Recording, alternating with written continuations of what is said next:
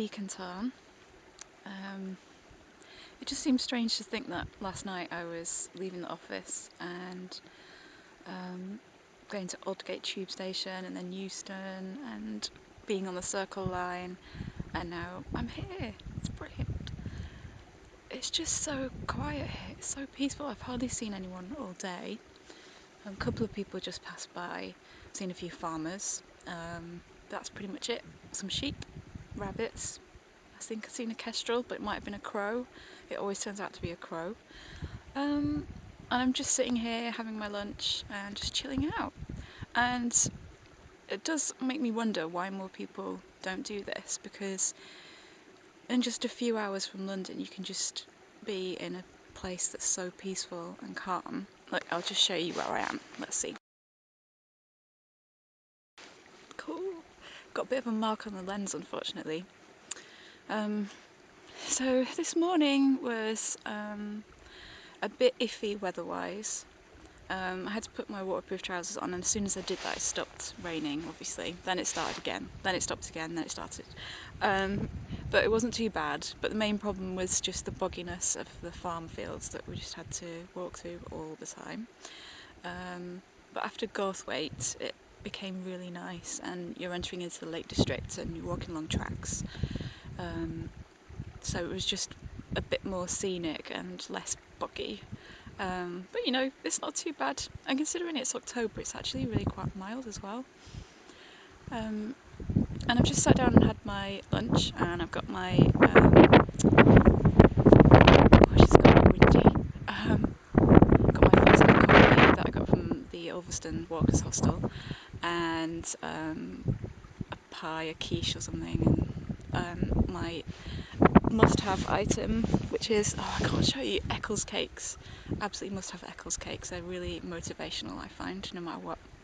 But I'm having my lunch quite late because I felt like I had to get here somehow before I could allow myself to sit down. And then I was a bit worried about the time, whether I'd have enough time to, whether I was running slow or something. But from here I should have around about 5.5 miles to go. And the thing is, when you're out walking, the time, you lose track of time because it feels like you've been out for hours and hours.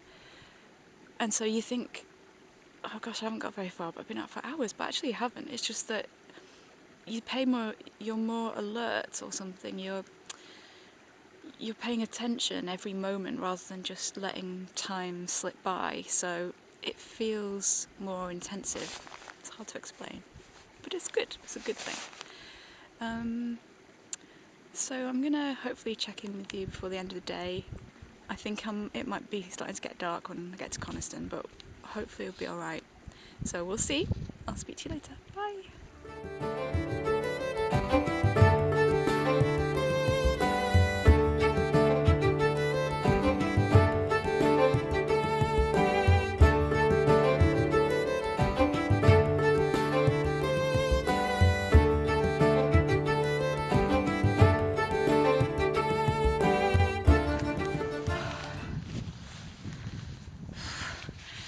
Well, hello again. So when I left Beacon Tarn, I checked what time it was after a little while of walking, and the views were fantastic. I could see Coniston Old Man and just all the bracken and the browniness and the fells and everything. So I checked the time, and it was 3:20. So I started to get a bit nervous about getting to Coniston before it gets dark. So I started kind of jogging sort of down the hill, sort of slightly freaking out, going, oh my gosh, I've got to get there quickly. It reminded me of when I was coming down from Stickle Tarn in Langdale trying to get the last bus back. And I don't know if you've ever done that, but you know the last bus is coming, and you can see the road when you're just sort of sprinting down like some sort of fell runner, but with your rucksack kind of bashing around. Then you sort of stumble out onto the road, sort of sweating as the bus pulls up. Anyway, it reminded me of that. It wasn't quite that bad, but it's fine. I've just got to Coniston Water now, and it's 4 o'clock, so I should have 2 hours. And then my book says that it's 3 miles to Coniston, so I should be fine. The other thing that delayed me a little bit was having to make detours around bogs. I don't think that walk distances really take that into account when they're calculating the distance, but I must have added on an extra 2 miles or something. And the other thing was having to jump over streams, because the path goes over quite a few streams, but they're really high because it's October and there's a lot of water. So you have to walk down trying to find a place that you can jump over. And it's quite nerve-wracking because you look at the stream and you just think, can I make this? It's quite scary, but I managed to jump over it. It's fine. And it's all part of the experience, isn't it? It's all a bit adventurous. You don't really get this on the Time Out book of country walks. On those walks, you're just kind of walking down a car-wide track between two millionaires' houses in Kent or something. But it should be fine from now on. I've just got to Coniston Water, yay! And so it should be okay as long as the weather holds off. And I was going to actually show you the book that I'm using. Let me just get that for you. I'll just show you a picture. So it's the Cumbria Way book by Aram Press? Oh, just Aram, I don't know. And it's really good because it has maps in. So although all books say that you should take a map, actually these are really good because they're the Ordnance Survey maps. They have descriptions as well. And although the Cumbria Way is pretty well signposted, this book has saved me on quite a few occasions today. By the way, I didn't remember seeing this on the way down from Beacon Tarn. There's definitely no bridge. Don't know where that was. It was more like this. What was I going to say? Oh yes, because especially at the beginning of the day when you're going through all these farms and farmers' fields, there was one particular point where I saw a little bridge over a stream, and then behind the bridge, it was basically like the stream. You'd had to have waded through it. So I started to contemplate climbing up on the wall, or having to think about just wading through it up to my knees or something. Then I checked the book, and I wasn't even supposed to go that way anyway. So that was good. Thank you, book. But I recommend these. They're really, really good.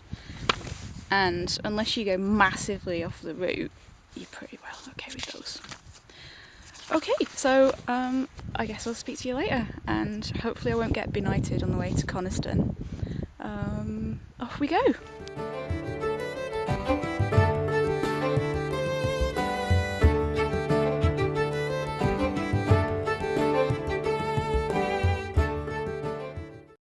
Look, it's one of those clippy things from the Ordnance Survey. I'm glad to see they still use this old technology rather than some sort of electronic tagging thing. If only I had something to clip with it.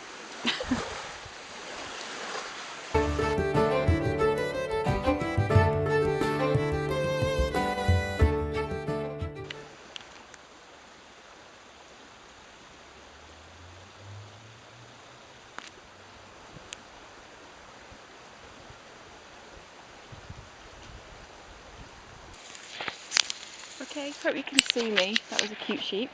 Unfortunately it was turned around the wrong way. So I made it to Coniston. I made it in plenty of time. I shouldn't have worried at all. It was just because I thought I should have probably got out of bed a bit earlier than I did in the end. So but everything's fine. And I don't know if you can see Coniston behind. Very nice. And the last section along Coniston Water was really, really peaceful, really calm. The path was really easy, and it was quite nice and wide and gentle, and it was just really calming. It was impossible not to feel calm. Listening to the waves lapping against the shoreline and seeing boats bobbing around and swans and ducks, and just meandering gently down to Coniston. So I'm going to wander now to Hollyhow Hostel and see what that's like, and have a good night's rest, and let's see what tomorrow brings.